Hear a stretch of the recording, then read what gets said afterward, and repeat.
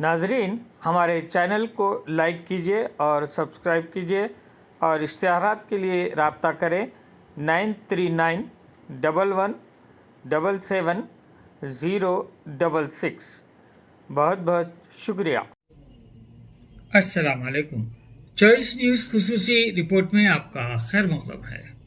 آپ ہیں editor in chief Choice News Muhammad Mahmood Azhar کے ساتھ۔ پیش خدمت ہے یہ خصوصی رپورٹ۔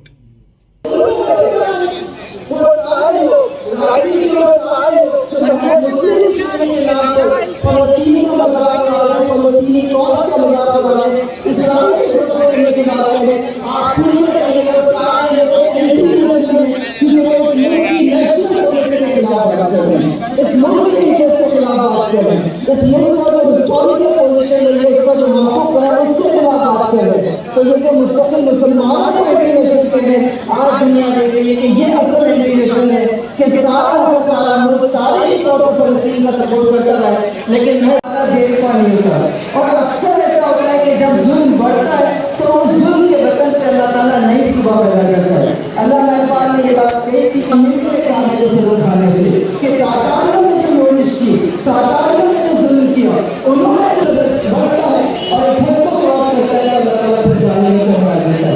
تو آج جو چیز ہم کو نظر آ رہی ہے وہ یہ نظر آ رہا ہے کہ لبنان میں، غزہ میں، فلسطین کی اس چھوٹی سی بستی ہے تو بہت ظلم ہو رہا ہے، لیکن اس ظلم کے نتیجے میں آپ دیکھیں کہ گلوبلی پوری دنیا میں جو ٹریڈ تبدیل ہوا ہے، کسی بھی دنیا کے کسی بھی ملک کے فیوچر کو اگر دیکھنا ہو تو اس کے یونیورسٹیز کو دیکھا جاتا ہے، اس کے کیمپسز کو دیکھا جاتا ہے، اس کے نوجوانوں کو دیکھا جاتا ہے۔ اور آج گلوبلی یہ ٹریڈ دنیا کے سامنے ہو گیا ہے کہ چاہے حکومتیں کہیں کیوں نہ آتی، امید یہ رکھیں گے کہ اس کے ذریعے سے دنیا جو تبدیل ہوگی۔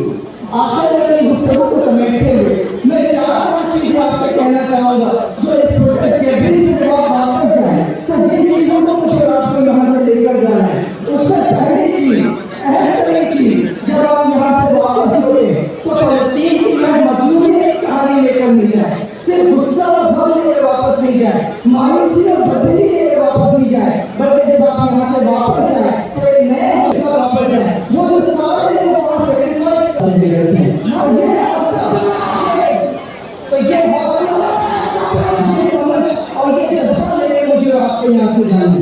دوسری چیز جس کو مجھے آپ کو یہاں سے لے کر جانا ہے وہ یہ ہے کہ فلسطین کی اپنے بیٹوں کو، اپنی بیٹیوں کو، اپنے پڑوسیوں کو، اپنے ساتھیوں کو، ہر کسی کو وہاں کی سچائی، وہاں کی حقیقت بتانی ہے۔ سارا کا سارا جگہ اسی بات کا ہوتا ہے کہ نیریٹو کہیں ہم مس نہ کر جائیں، کہیں ایسا نہ ہو کہ پروپیگنڈا کے نتیجے میں جو ویلن ہے وہ ہیرو بن جائے اور جو ہیرو ہے وہ ویلن بن جائے، کہیں ایسا نہ ہو کہ جو بڑا انسانی مسئلہ ہے اس کو ہندوستانی سماج میں ایک کمیونل مسئلہ سمجھ کر دیکھنے لگ جائے۔ اگر ہم یہ کام کر جائیں تو ہم اس کاز کو بہت مضبوط کر سکیں گے اور خدا نخواستہ ہماری غلطیوں کے وقتی طور پر ہمارے جذبات میں جو شدت پیدا ہو سکتی ہے، لیکن فلسطین کا کاز اس کے نتیجے میں مضبوط ہونے کے بجائے کمزور ہوگا۔ تو اس نیریٹو کی اہمیت کا خیال رکھتے ہوئے مجھے اور آپ کو اپنے آرٹیکولیشن پر اور ہم اس طریقے سے فلسطین کی کہانی کو یہاں سامنے پیش کریں گے، اس پر مجھے آپ کو خیال رکھنا چاہیے۔ تیسری چیز بائیکاٹ کے سلسلے میں کہی گئی، ہم بھی اس کو انڈورس کریں گے کہ بائیکاٹ کیا جانا چاہیے، اور بائیکاٹ کو جب آپ لا کر ہندوستانی سماج کے سامنے پیش کریں تو اس کو صرف بائیکاٹ کے سوال کے ایک سے پیش کریں، بلکہ اس سے آگے بڑھ کر یہ دیکھیں گے جب آپ یہ کہتے ہیں کہ لوگ اپنی لوکل اکانومی کو بھی جو ہے مضبوط کر سکیں گے۔ اللہ تعالیٰ سے مستقل ہم دعا کرتے رہے، اللہ تعالیٰ پر توکل رکھے تو یقیناً جو اللہ تعالیٰ حالات کو بدلے گا۔ میں اللہ رب العزت سے دعا کرتا ہوں کہ اللہ تعالیٰ ہمارے بھائیوں کی، ہمارے بہنوں کی قربانیوں کو، ان کی شجاعت کو، ان کے حوصلوں کو قبول فرمائے۔ اللہ ویسی شجاعت، ویسا ہی حوصلہ ہمیں اور آپ کو بھی عطا فرمائے۔ آمین وآخر دعوانا الحمد للہ رب العالمین۔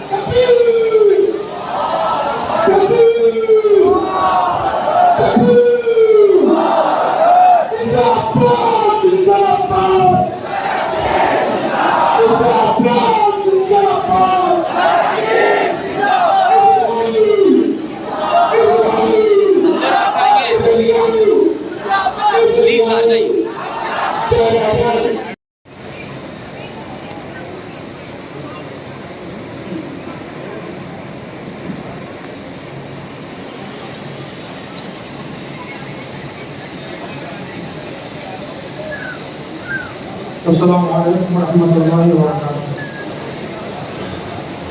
بسم اللہ الرحمن الرحیم، نحمده ونصلی ونسلم علی رسوله الکریم وعلی آلہ وصحبہ اجمعین، اما بعد۔ شاہنشین پر تشریف فرما معزز مہمانان گرامی اور اس قیمتی اجلاس میں تشریف لائے ہوئے میرے تمام بزرگان محترم، نوجوانوں، عزیز ساتھیوں، بچوں اور میری محترم و معظم ماؤں، مائیں اور بہنیں،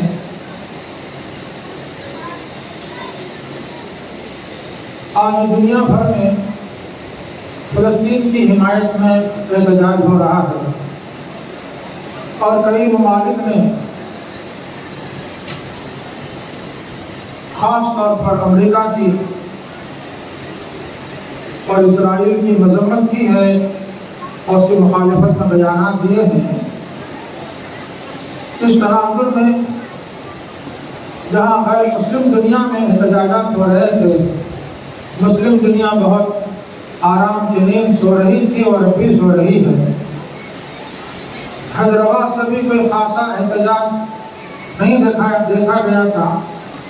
میں اس سلسلے میں مبارکباد دوں گا جماعت اسلامی کے ذمہ داروں کو کہ انہوں نے ایک احتجاجی اجلاس منعقد کیا ہے۔ ایک اجلاس کافی نہیں ہے، مسلسل ایسے احتجاجات کے جلوس جلسے ہونے چاہیے۔ بزرگان محترم، وقت بہت تنگ ہے، مجھے بہت کم وقت میں آپ کے سامنے کچھ باتیں رکھنی ہیں۔ ایوکر نے فلسطین کی حمایت میں اور جو واقعات رونما ہوئے ہیں اس سلسلے میں روزنامہ منصف کے جمعہ کے ایڈیشن میں بہت کچھ لکھا ہے، کئی مضامین شائع ہوئے ہیں۔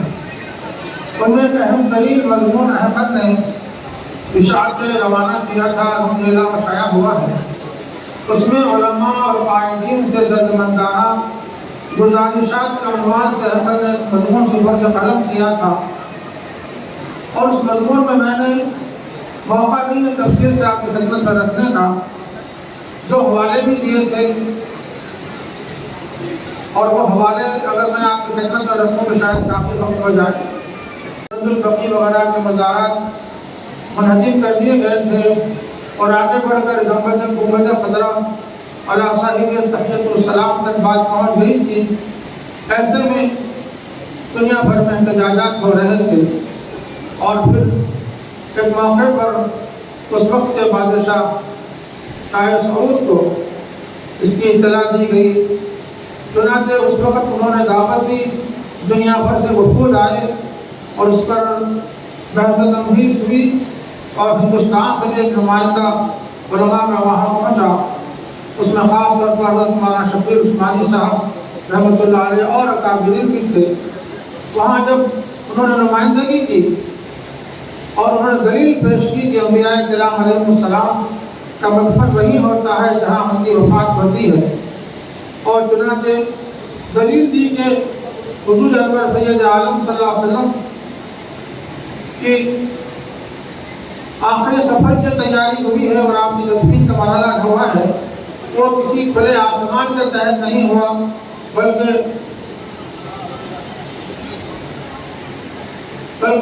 ام المؤمنین عائشہ صدیقہ رضی اللہ عنہا کی حجرہ شریفہ میں ہوا ہے، تو پہلے سے مسقف تھا۔ تو اس لیے کھلے آسمان کے نیچے جب مسئلہ نہیں ہوا تھا تو پھر اب بحث کیوں اٹھائی جا رہی ہے؟ موجودہ جو گنبد خضرا ہے وہ قدیم تعمیر کی تزئین اور تجدید کی صورت ہے۔ چنانچہ اس فیصلے کو سب نے قبول کیا اور وہ نمائندگی کامیاب ہوئی۔ میں نے اس حوالے کے ساتھ اور ایک بھی حوالہ دیا تھا، وقت نہیں ہے، مختصر یہ ہے کہ پھر اس کی روشنی میں جو فیصلہ ہوا، میں نے اس کا حوالہ دیتے ہوئے ہندوستان بھر کے علماء سے درخواست کی تھی کہ علماء اور قائدین چنندہ منتخب ایک وقت کی شکل میں تمام جتنے بھی ہمارے سعودی عرب کے اور دوسرے جو مسلم ممالک ہیں ان سب تک اپنی نمائندگی اور احتجاج پیش کیا جائے، لیکن شومیہ قسمت اس پر کسی نے کوئی توجہ نہیں کی۔ میں آخر میں ایک دو باتیں عرض کروں گا۔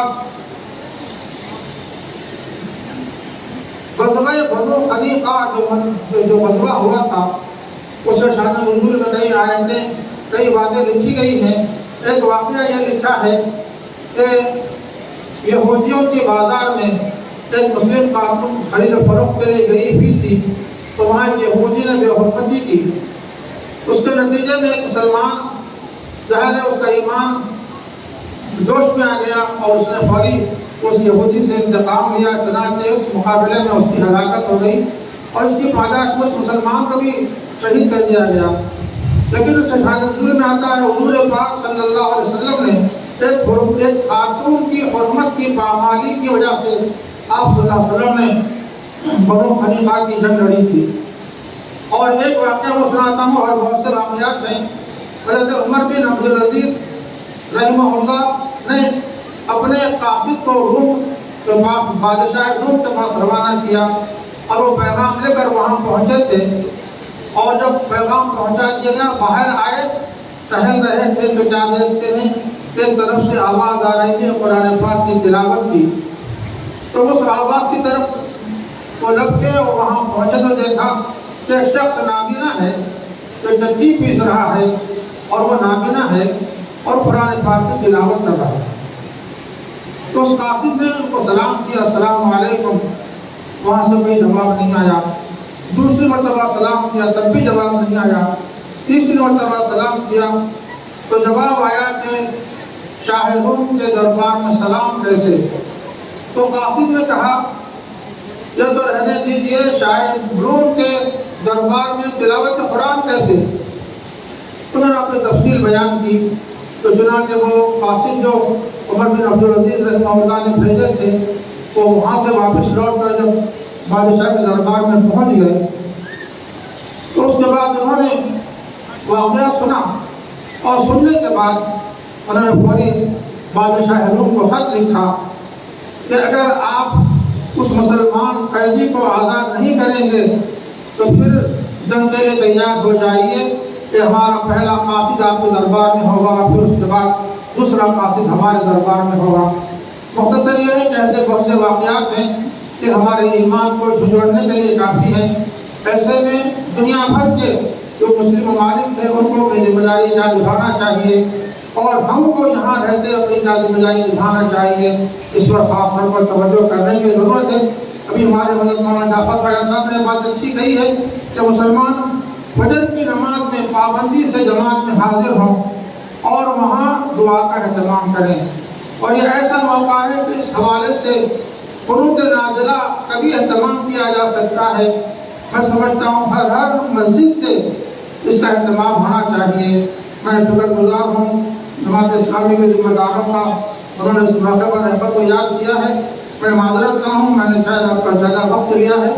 میں اس کے ساتھ اپنی بات ختم کرتے ہوئے دعا کرتا ہوں الہ العالمین ہم سب کو پروردگار کہنے اور سننے سے کہیں زیادہ عمل کی توفیق عطا فرمائیے۔ پروردگار اس کو دنیا بھر میں جو اور ظلم کے واقعات دہرائے جا رہے ہیں وہاں اپنا خلا خما فرمائیے۔ خاص طور پر فلسطین کے مسلمانوں میں حفاظت فرمائیے اور فلسطینی مسلمانوں کو کامیابی و کامرانی سے امتداد فرمائیے۔ مسجد اقصی کو آزاد فرمائیے، دشمنان اسلام کے ہاتھوں سے مسجد اقصی کو آزاد فرمائیے۔ پروردگارہ ہم سب کو مولا مسجد اقصی کی حفاظت کے لیے کمر بستہ ہونے اور اپنے سب کچھ قربان کرنے کے تیار ہونے کی توفیق عطا فرمائیے۔ آمین یا رب العالمین، وصلی اللہ تعالی وسلم علی سید المرسلین وعلی آلہ واصحابہ اجمعین، الحمدللہ۔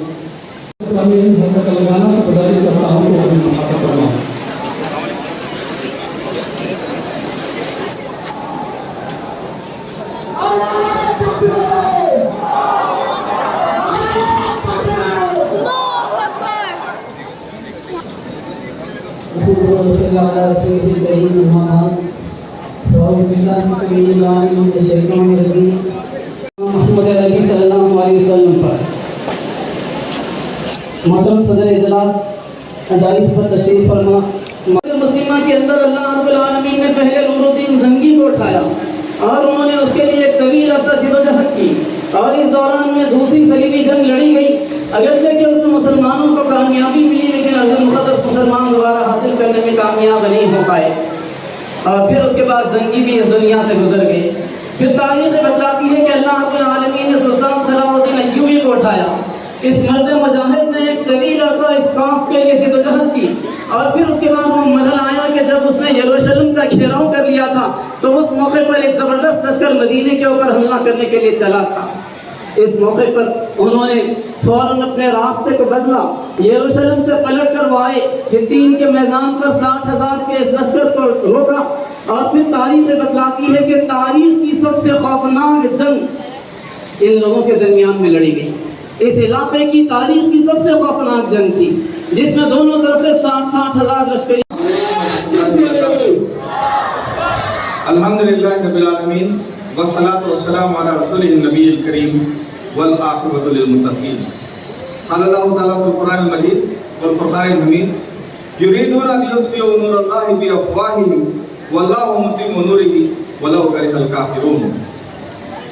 ڈائس پر بیٹھے ذمہ داران جماعت اسلامی، ذمہ داران عیسائیوں، علماء کرام، مشائخین عظام اور قائدین کرام، اس عظیم الشان جلسہ احتجاج میں شریک محترم بزرگوں، میرے عزیز نوجوان ساتھیوں، ماؤں، بہنوں، بیٹیوں، میں سورہ صف کی اس آیت کو ہمیشہ جب بھی فلسطین کے مسئلے پر بولتا ہوں تو کوٹ کرتا ہوں۔ اس کا بہت اچھا منظوم ترجمہ کیا ہے، نور خدا ہے کفر کی حرکت پہ خندہ زن، پھونکوں سے یہ چراغ بجھایا نہ جائے گا۔ ہمارا ماننا ہے کہ فلسطین کا مسئلہ محض امت مسلمہ کا مسئلہ نہیں ہے، فلسطین کا مسئلہ محض قبلہ اول کا جذباتی مسئلہ ہی نہیں ہے، یہ صرف دین اسلام کا ہی مسئلہ نہیں ہے، بلکہ فلسطین کا مسئلہ حقوق انسانی کا اور ان حقوق کی پامالی کا عظیم الشان مسئلہ ہے، جو سارے انسانوں کو جس کی جواب دہی کرنی۔ ہم یہ بھی مانتے ہیں کہ ظلم پھر ظلم ہے، بڑھتا ہے تو مٹ جاتا ہے، خون پھر خون ہے، ٹپکے گا تو جم جائے گا۔ فلسطینیوں کا، غزہ کے مجاہدین کا، بچوں کا، ماؤں کا، بیٹیوں کا، بوڑھوں کا، نوجوانوں کا یہ خون ضائع ہونے والا نہیں۔ الحمدللہ اس ایک سال میں تلنگانہ میں جماعت کی جانب سے ساری ملت کی نمائندگی کرتے ہوئے دوسرا بڑا جلسہ احتجاج ہے۔ یہ سلسلہ انشاءاللہ جاری رہے گا، اور ہم اعلان کرتے ہیں کہ تلنگانہ کے ہر ضلع میں اس جدوجہد کو ہم لے کر جائیں گے، اور صرف ملت اسلامیہ کو نہیں بلکہ غیر مسلم بھائیوں میں بھی جو ہم خیال ہیں، جو اس مسئلے کو انسانی مسئلہ سمجھتے ہیں، ان کے شعور کو لے کر آگے بڑھیں گے، اور ایک ایسا مضبوط مشترکہ آواز اور نریٹو بنانے کی کوشش کریں گے کہ جس کے وطنی میں غزہ کے ان مجاہدین کی قربانی ضائع نہ ہو۔ محترم حضرات، کو کامیابی مل گئی، اور پھر اس کے بعد 1187 میں اس نے اس سرزمین کو صلیبیوں کے کنٹرول سے آزاد کروانے میں کامیابی حاصل کی تھی۔ جیسے ہی اس بات کی اطلاع ملی، اس کا نتیجہ یہ ہوا کہ اس وقت کا پوپ اربن سوم صدمے سے ہلاک ہو گیا، آن دا اسپاٹ اس کی ڈیتھ ہو گئی، اور پھر دنیا عیسائیت اس طریقے سے متوجہ ہوئی کہ 6 لاکھ کا لشکر تیسری صلیبی جنگ کے لیے اور اس سرزمین کو دوبارہ حاصل کرنے کے لیے نکل پڑا، اور پھر وہ زبردست قسم کی جنگ کے لیے 6 لاکھ کا لشکر نکلا کہ جس میں جرمنی کا بادشاہ، اٹلی کا بادشاہ، فرانس کا بادشاہ اور پھر انگلینڈ کا بادشاہ رچرڈ جو کہ مرکزی کمانڈر تھا، یہ سارے کے سارے آئے۔ اس کے باوجود ہم دیکھتے ہیں کہ امت مسلمہ کے اس مرد مجاہد نے اکیلے کامیاب دفاع کیا۔ آج اگر امت مسلمہ کے قریب کے ممالک سپورٹ نہیں دے رہے ہیں تو یہ کوئی نئی بات نہیں ہے، بلکہ 12ویں صدی عیسوی میں بھی اس وقت جب کہ یہ نازک صورت تھی کہ 6 لاکھ کا لشکر اس ارض مقدس پر حملہ کرنے کے لیے آ رہا تھا، اور ایوبی کے پاس صرف 60,000 کی فوج تھی، تب بھی اس مرد مجاہد کو تنہا دفاع کے لیے کھڑا ہونا پڑا۔ کوئی ایک مسلمان ملک اس کو سپورٹ دینے کے لیے آگے نہیں آیا تھا، لیکن اللہ کے اس بندے نے اپنی زبردست حکمت عملی کے نتیجے میں 6 لاکھ کے اس لشکر سے ٹکر لی، اور اس تیسری صلیبی جنگ میں بھی صلیبیوں کو کامیابی نہیں مل پائی، اور بالآخر ارض مقدس مسلمانوں کے کنٹرول میں رہی۔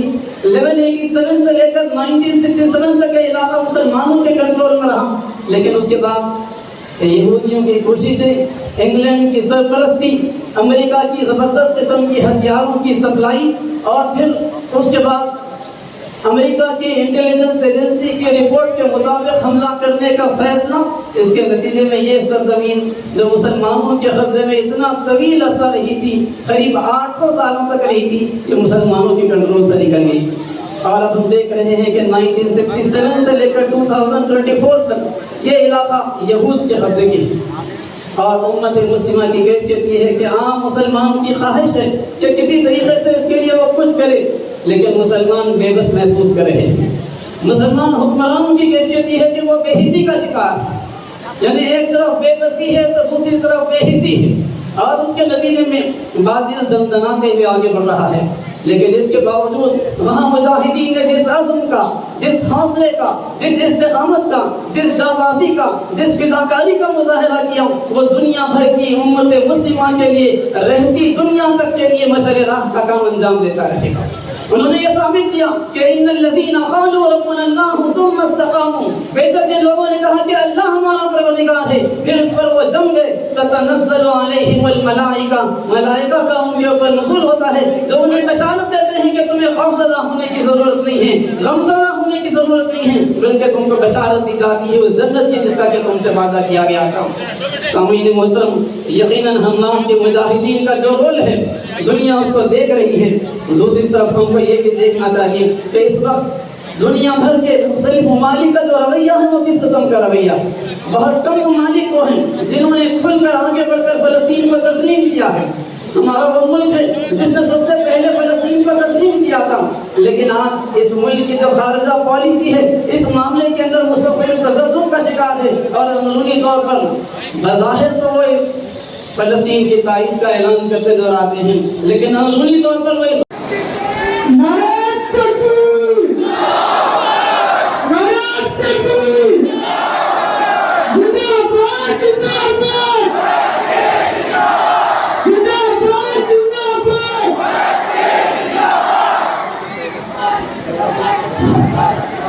میں جناب سید شاہ غلام افضل بیابانی صاحب المعروف خسرو پاشا سجادہ نشین درگاہ قاضی پیٹ چیئرمین حج کمیٹی سے گزارش کرتا ہوں کہ مخاطب فرمائیں۔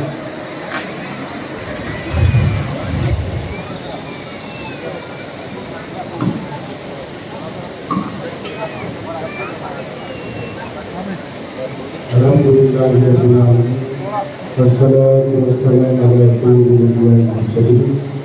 اسٹیج سے تشریف فرما صدر جماعت اسلامیہ اور مولانا جعفر پاشا صاحب، دیگر معززین اور سامعین، السلام علیکم ورحمۃ اللہ وبرکاتہ۔ بہت دیر سے آپ لوگ سماعت فرما رہے ہیں کہ فلسطین کیا ہے، فلسطین پہ جو برگزیدگی کی گئی اس کے تعلق سے آپ حضرات سن رہے تھے۔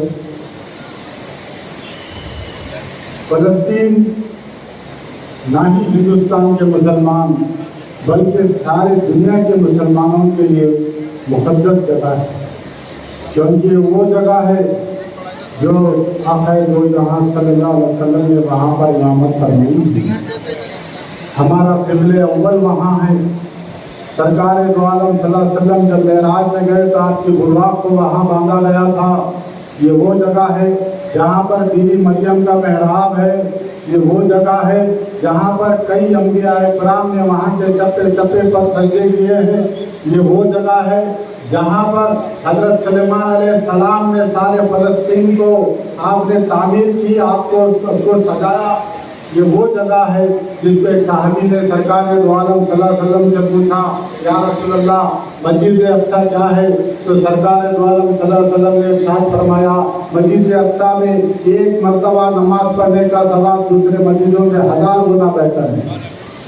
ایک صحابی نے پوچھا، یا رسول اللہ ہم جہاں نہیں پائیں گے؟ تو سرکار نے فرمایا، وہااں پر کچھ تیل بھیج دو تاکہ تمہارے بھیجے ہوئے نظر سے وہاں پر چراغ روشن ہو جائے۔ بہرحال حضرات گرامی، آپ لوگوں نے تفصیل سے سنا۔ پھر سے قبل ایک نوجوان قائد نے یہاں پہ ایک تقریر کی، انہوں نے بتایا کہ ایک حدیث سنائی کہ جہاں پر ظلم ہو رہا ہے، یعنی حدیث یہ ہے کہ جہاں کہیں بھی برائی ہو رہی ہے پہلے اس کو ہاتھ سے روکو، اس کے بعد زبان سے روکو، یا نہ سمجھ وہ بھی نہیں کر سکتے دل میں بلا جاؤ۔ اس کے اوپر ہی میں 2 منٹ آپ سے خطاب کروں گا، غور سے سمجھ فرمائیں۔ یعنی برائی یعنی ظلم۔ آج فلسطین میں جو ظلم ہو رہا ہے تو اس کو ہاتھ سے کون روکنا چاہیے؟ آج دنیا بھر کے اندر جو سلاطین جو مسلم حکمراں ہیں ان کو چاہیے کہ وہاں پر وہ ہاتھ سے روکے۔ اس کے بعد زبان سے روکو۔ آج جماعت اسلامی زبان سے روکنے کا کام کر رہی ہے۔ آج جماعت اسلامی کے بلانے پر اتنے ہزاروں نوجوان یہاں پر جمع ہیں، یہ زبان سے کہہ رہی ہے کہ وہاں پر مسلمانوں پہ ظلم ہو رہا ہے، وہاں پر نوجوانوں پہ ظلم ہو رہا ہے، وہاں پر معصوم بچوں پہ ظلم ہو رہا ہے، وہاں پر خواتین پہ ظلم ہو رہا ہے۔ یہ زبان سے روکنے کا کام کر رہی ہے۔ پھر سرکار کیا فرمائے؟ دل سے برا جانو۔ جب عوام کچھ نہیں، علماء کرام بول سکتے ہیں، حکمران ہاتھ سے ایک جٹ ہو کر اپنے ہاتھ سے وہاں پر روک سکتے ہیں، تو عوام کو کیا چاہیے؟ دل سے برا جانو۔ تو ابھی بھائی نے کیا کہا؟ دل سے برا جانو، یعنی ان کے پروڈکٹ کو بائیکاٹ کرو۔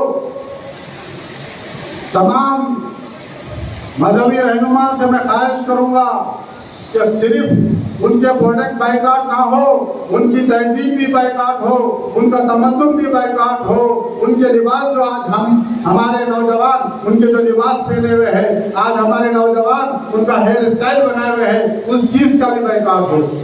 اور خاص پیغام میں آج اسٹیج سے دینا چاہتا ہوں، آج ساری عالم میں اتحاد امت کی ضرورت ہے۔ آج سارے ہندوستان میں اتحاد امت کی ضرورت ہے۔ آج سارے تلنگانہ میں اتحاد امت کی ضرورت ہے۔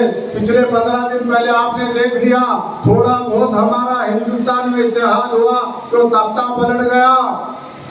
اگر یہ اتحاد برقرار رہے تو انشاءاللہ تعالی یہاں بھی ہم کامیاب ہوں گے۔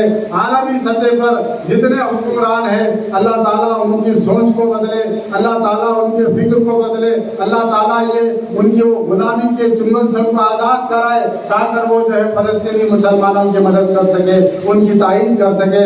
آپ غور کریں، اتنے 50 سے زیادہ مسلم ممالک ہیں، اور جیسا کہ میرے بیشتر مقررین نے کہا، وہ تمام اپنے سفیر کو واپس بھیج دیں، وہ تمام اسرائیل کا بائیکاٹ کرنے لگ جائے تو خود بخود وہ سدھر سکتے تھے۔ پہلے آپ دعا فرمائیے کہ اللہ تعالیٰ تمام عالم اسلام میں مسلمانوں میں اتحاد کے لیے دعا کرے۔ اس کے بعد یہ جو حکمران ہیں ان کو اللہ تعالیٰ عقل سلیم عطا کرے، وہ جو ہے آ کر فلسطین کی مدد کرے۔ آج یہ ہمارے مذہبی رہبروں سے دوبارہ میں خواہش کرتا ہوں کہ ہم دعا بھی کر سکتے ہیں، ہم دعا بھی کر سکتے ہیں۔ وہ دعا یہ کہ اس کو سختی کے طور پر ہم ان کے پروڈکٹ کا بائیکاٹ کرنا ہے۔ اب جیسا ہی کل بھی بات ہو رہی تھی، ہم گئے شادی میں، انہی کے پروڈکٹ رکھے ہوئے ہیں۔ ہمیں خرافات سے بچنا ہے، یہ فضول خرچی سے بچنا ہے۔ آج وقت کی جو ضرورت ہے، اتحاد قائم کریے، انشاءاللہ تعالی ہم کامیاب رہیں گے۔ اور ایک مرتبہ جماعت اسلامی ہند کو مبارکباد دیتا ہوں، انہوں نے آج اتنے ہزاروں کا مجمع جمع کیا۔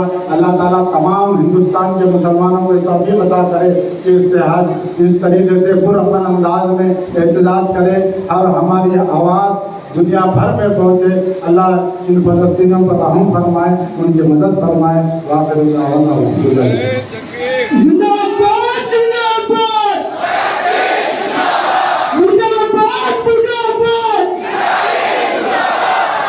کام ختم ہو چکا ہے، اور فلسطینی عوام کی جو مزاحمت تھی وہ پوری طرح سے دنیا میں انسانوں کی دو عملی کو لا رہی ہے۔ یقیناً ہم جماعت اسلامی کے پلیٹ فارم سے اعلان کرتے ہیں کہ اگر ظلم یوکرین میں ہوگا ہم احتجاج کریں گے، اگر ظلم منی پور میں ہوگا ہم احتجاج کریں گے۔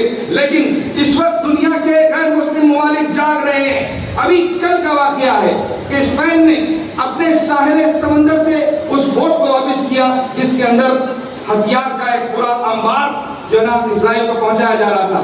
اگر سوچیں کہ آپ ایک طرف کوشش ہو رہی ہے کہ ہتھیار پہنچائے جائیں، دوسری طرف کوشش ہو رہی ہے کہ دوائیں اور غذا پہنچائی جائے، اور دنیا حیرت سے دیکھ رہی ہے کہ انسان غذا اور دوا کو روک رہا ہے اور کوشش کر رہا ہے کہ اپنی طاقت کے بلبوتے پر اسرائیل کی یعنی مضبوطی کو اور بڑھایا جائے۔ لیکن جان لیجئے کہ نیتن یاہو اور اس کے دائیں بازو کے اتحادی اور فلسطینیوں کے سب سے بڑے دشمن لیبر مین کا جو مشترکہ منصوبہ تھا کہ इंतखाब से पहले गजा की तहरीक मदाहमत की कमर तोड़ दें और इंतखाब के बाद ईरान पर हमले के लिए अपनी कुछ को महफूज करने का सामान निकल लें, लेकिन अल्लाह को कुछ और ही मंजूर था। और ये मकर अल्लाह वाला मामला है। अल्लाह की तदबीरें हमेशा गालिब रहती हैं और वो खुफिया तदबीरें जो कर रहे थे, इसके जवाब में अल्लाह ने भी अपनी खुफिया तदबीर की और अल्लाह की तदबीर सबसे बढ़कर है। यकीन जानिए दिल रो रहा है, लेकिन जो पैगाम इस मैसेज इस जलसे से लेकर जाना है कि हमें आज़म और हौसले की नई राजधानी रकम करनी है और जो तारीख गजा में लिखी जा रही है छोटे से हिस्से में, वो सारी दुनिया में हमको लिखना है। नईम सदीकी के अल्फाज कहते हुए मैं अपनी बात खत्म करूंगा। यरूशलम तू एक हरीम मोहतरम, तेरे ही संग दर पे आज मुंह के बल गिरे हैं हम, तुझे दिया है हाथ से गजब में दिल बचश में नम। यरूशलम फिर एक बार आएंगे। इस खुसूसी रिपोर्ट को हमारे नुमाइंदे मोहम्मद अजहरुद्दीन ने आप तक पहुंचाया। अब choice news chief editor Mohammad Mahmood Azhar को इजाज़त दीजिए।